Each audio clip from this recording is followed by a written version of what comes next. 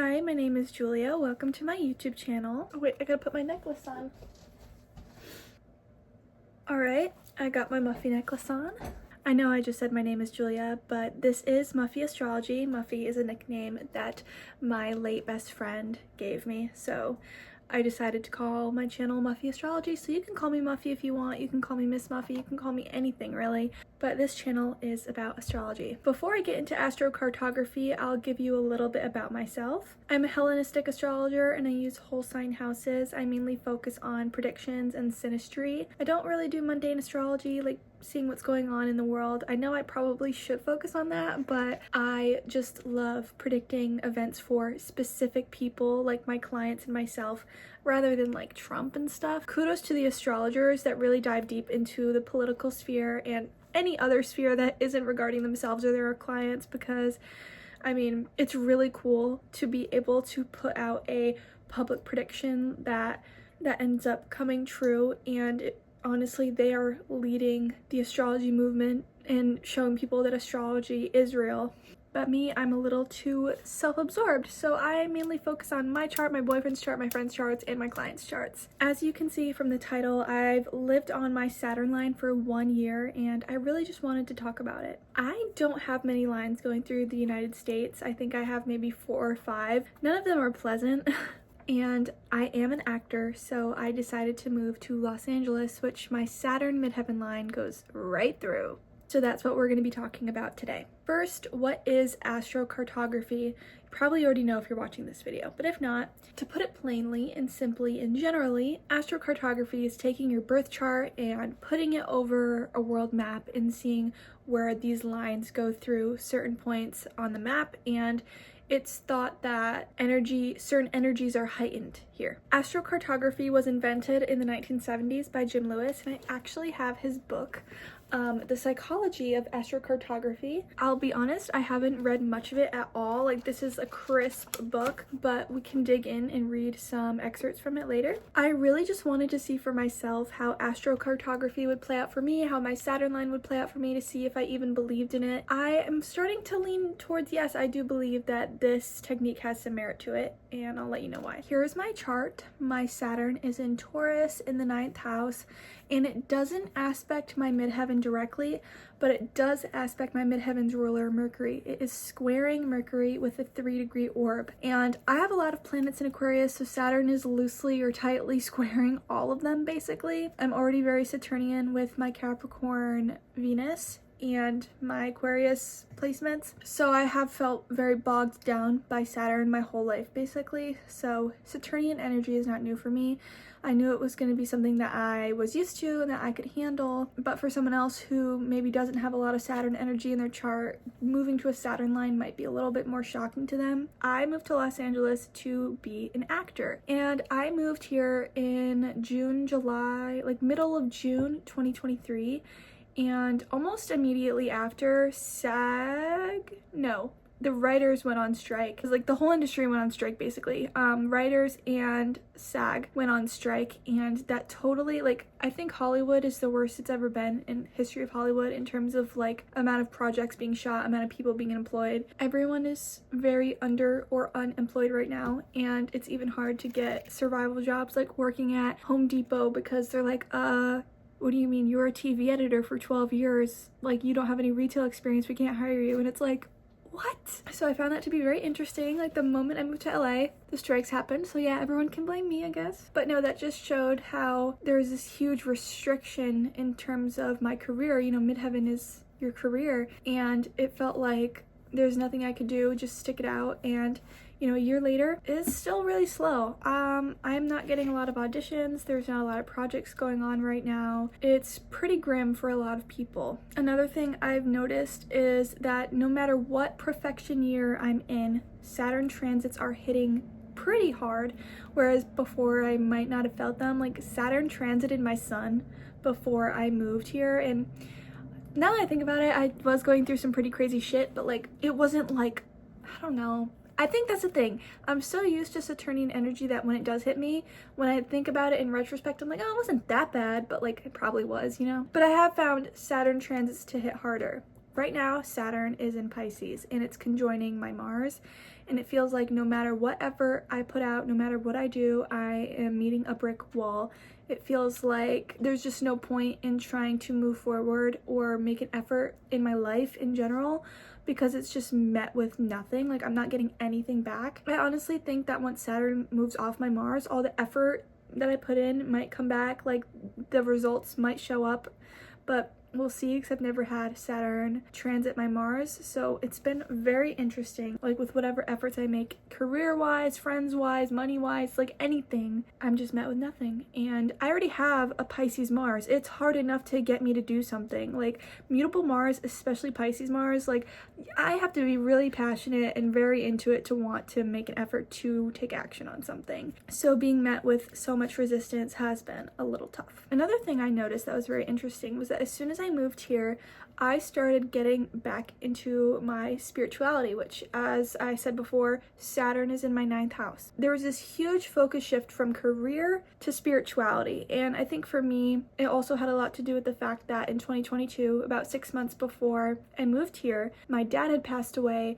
and about less than a year before that, my best friend had passed away. So I went through a lot of upheaval. When I moved here and I had this fresh start, I think I finally started to feel safe and grounded enough to kind of dip my toes back into spirituality, because when I was grieving, I didn't want to touch anything with a 10-foot pole just due to some circumstances, which I might talk about in a later video if there's some astrological significance I can use. So I started really studying a lot. I go to a reading group once a week where we talk about esoteric and spiritual things, and it's such an amazing group of people who are all a lot older than me, at least twice my age, a lot of them, and they are all so wise and have so much knowledge. And he knows when I'm talking about spiritual stuff. As soon as I start talking about spiritual stuff, he just shows up. Oh, do you ever just want to like inhale your cat? Like, but yeah, I found a lot of mentor type people in this space, and I started going to a lot of workshops and events and just like meeting more spiritual people from all walks of life, people with all different types of belief systems, and it's been so good for me, and it has been my main focus. So I'm starting to wonder if, say you move to a Venus line and Venus is in your 4th house, maybe your focus really shifts to wanting to have kids or being with family or staying at home or remodeling your home or becoming an interior designer. Like, I feel like the house that planet is in is really impacted. It's like the main focus. At least that's what's been the case for me. It's also not just the house that it's placed in natally, but also the house that planet is transiting at that time. So for me, Saturn is transiting my 7th house, and I've been super focused on my relationship. I mean, we live together, like we have a cat and a dog together, you know. I'm a Capricorn Venus, so it's not surprising that I take my relationship seriously, but I have noticed that it is much more of a focus. I was really nervous to move to my Saturn midheaven line because I was already going through so much in my life before I moved here. I was like, I don't need Saturnian energy. I need Jupiter, I need Venus, I need the moon, like I need comfort. I'm not gonna say it's been sunshine and rainbows, because it hasn't. It has been hard. There has been so many delays. Everything is slowed the hell down, and it hasn't been what I wanted, but there has been this essence of like, this isn't for nothing. Like, you're not just here for nothing. You're not putting all this work in for nothing. Like, there is gonna be a return. Right now, Saturn is retrograde, as we know. It's like within a 1-degree orb of my Mars, so it's been like going back and forth on it, and I'm like, can we give it a rest? Let's crack this open, okay? Let's see if I can find something. So he has chapters on the different planets, and for Saturn, it's titled Saturn. It's tough to know when you need discipline, which is interesting. Oh my god, that's so interesting. I just realized, so right now I'm in my 1st house year, and it's the first time I've started taking my health seriously, like my fitness. I've been having discipline with my diet, with my exercise. Oh, that's really interesting. So I wonder, like, as I go through the perfection years, if the discipline is just gonna be like applied to the different parts of my life. Like next year, am I gonna be more disciplined about what I spend my money on, because it'll be my 2nd house year? Like, that would be kind of interesting. Oh my god, that's actually crazy. So next year is my 2nd house year. I'm a Virgo rising. My 2nd house is ruled by Venus. And next year, Saturn will be moving into a square with my natal Venus, my natal 2nd house ruler. Saturn square 2nd house ruler is very, restricting your money, you know, especially in a second house year. I think I'm onto something. Okay. This zone can be particularly difficult for those who tend to value imagination. Sun conjunct Neptune over here. Who want happiness? Yeah, if you want happiness, this is a terrible line for you. And pleasure alone from life, whose relationships are important to them. See, let me backtrack. Let me stop. My Venus and Saturn are in mutual reception, and they trine each other, so yeah. But I have been having trouble making friends here, but it's also LA, you know what I mean? But it's just like, anyways, let's continue reading. Or who continually delegate the power to run their own lives to others. Saturn is not kind to those with such qualities, or indeed anyone who takes a relaxed and open view of life, as this planet continually demands a deeper awareness by imposing discipline, posing problems, and generally signaling that there is more depth to life than what we might think. Conversely, those who demand autonomy and power over their own lives and are fascinated with politics, government, and authority may find this zone almost congenial, though never easy. Yeah, I feel that. So frequently, women in Saturn zones like this one attract powerful men or partners to them and act out and hopefully learn their own power potential through relationships. Of course, this leaves you open to a victimization, which can occur again and again until you recognize your own capacity for power. Tradition, poor fate, poor health, family, and other responsibilities may assume the role of tyrant in your life. But be assured that every challenge you experience here points to a need for you to take control of your own destiny. I feel that. Since I moved here, and I've been going through a lot of depression and grief, I have to keep reminding myself, no one is coming to save you. You have to save yourself. Get up off your ass and do something about your life. Like, do something with your life. Like, you can't wait for $1 million to fall out of the sky, or the perfect role, or the perfect this, perfect that. Like, you have to work towards your goals. And first figure out what your goals are, because when you go through life-changing shit, multiple deaths and moving across the country, what you might have wanted in the past might have changed now. Like, you have to reframe what you want your future to look like based on what you've been through. Here's the psychological interpretation. This zone works best for those whom happiness is not enough. No one has better described the experience of this planet of limitation and power than Liz Green. Oh my god, my cat is on me, but hold on. Ow, he's digging his nails. Ow. You already know. You already know. Liz Green's book on Saturn. If you're Saturnian, you need this. Liz, stop it. Sorry about that. Let's get back to this. Okay, Liz Green's book, Saturn, A New Look at an Old Devil. I think he starts to quote her, human beings do not earn free will except through self-discovery, and they do not attempt self-discovery until things have become so painful that they have no other choice. You basically just described my life, Miss Green. Accordingly, though in this location you will be tested by frustration, yeah. From this testing, you emerge with knowledge of both your limitations and your actual powers. Conscious beings utilize defeat and restriction as propulsion towards self-development and greater awareness, so that every difficulty you encounter, and there are apt to be many, should be seen as prefiguring an emerging part of your personality that eventually will require exploration and assimilation. Saturn represents the shadow, the repressed parts of self, memory, and personality, which you must come to terms with in order for wholeness to be accomplished. No one can utilize their potential for power in the world without first assimilating this darker side of the self, since its repression requires tremendous psychic energy, which, when liberated, can be directed toward creativity. I'm an actor. Yeah, let's read this next part, okay? I know this is like a reading group now, but this is important stuff. Practical concerns of Saturn. The practical immediate effects of living in the zone center on overcoming obstacles and acquiring direction and purpose in life. Yeah. You will learn the hard way. Okay, I need to take a sip of water. This is getting deep, honestly. Lacking direction, Saturn conjunct my Mars. Wow. You will learn the hard way what is lacking in your makeup. The periods of hardship, enforced idleness, hunger, delay, miserliness, disappointment, or loneliness can serve to single out your weaknesses and the repressed potentials which must be come to terms with here. Personal power, health, and vitality seem at their lowest ebb.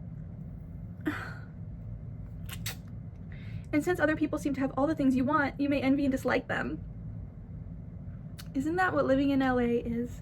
You choose a monkish or Spartan existence, seem older than your years, and find responsibility and duty, often to the elderly or family members. Despite all this, you learn to fend for yourself and learn to recognize and compensate for your limitations realistically, whether they be physical, mental, or social. You enjoy hard work and acquire willpower, frugality, and orderliness, taking life a day at a time and thinking less of pleasure or reward than of humility and doing a good job. Your moods are apt to be depressed, and your thoughts tend to center on weighty subjects, death, materialism, determinism, or fate.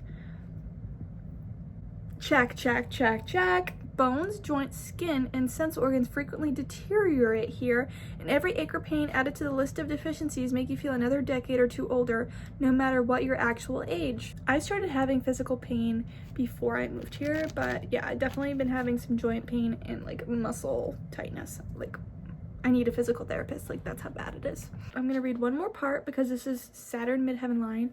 This is Saturn on midheaven, nowhere to go but up. Sounds like a really nice way of saying rock bottom, but let's read. Your relationship with society, authority, and your career become paramount.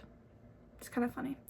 Paramount at this location, as your urges and needs to seek power and control of some sort are directed outward. This leads you to seek fulfillment of personal and political ambition.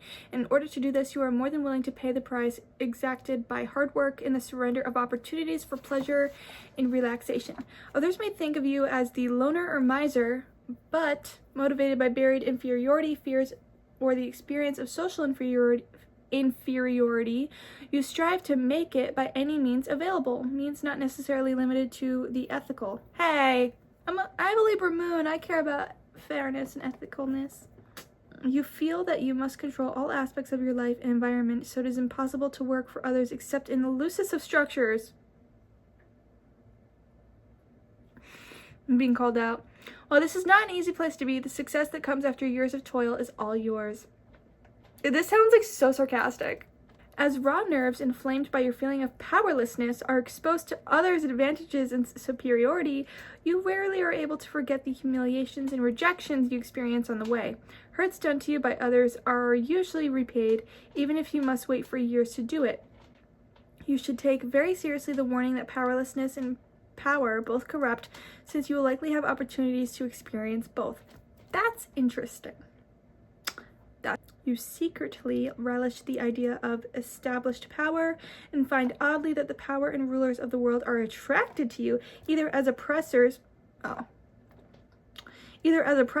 or as those who offer you opportunities to rule.